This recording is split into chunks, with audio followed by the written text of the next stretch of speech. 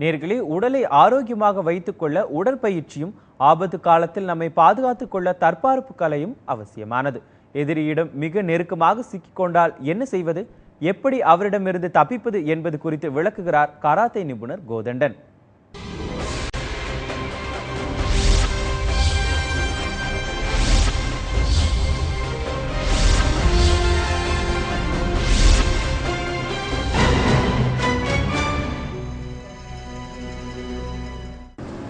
சத்தியம் தொலைக்காட்சி நேயர்களுக்கு காலை வணக்கம்.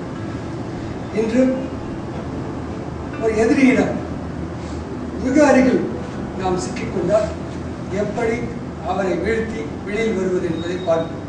நான் ஏற்கனவே கூறியபடி நமது உடலில் 5 ஆயுதங்கள் உள்ளன.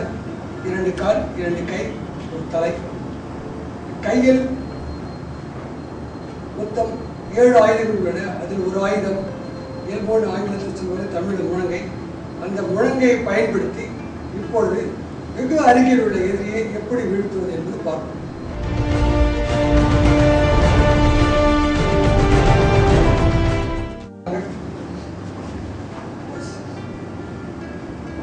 ஒரு எதிரி மிக அருகில் வந்து விட்டால் என்ன பிடிக்க வராது வச்சு என்ன பண்ணுறது?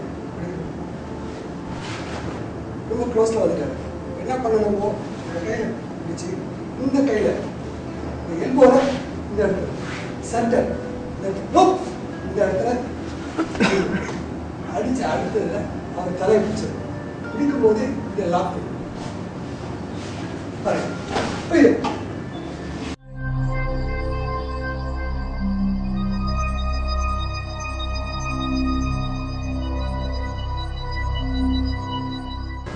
இதையே இப்போ வேகமா நம்ம செய்ய போறோம்.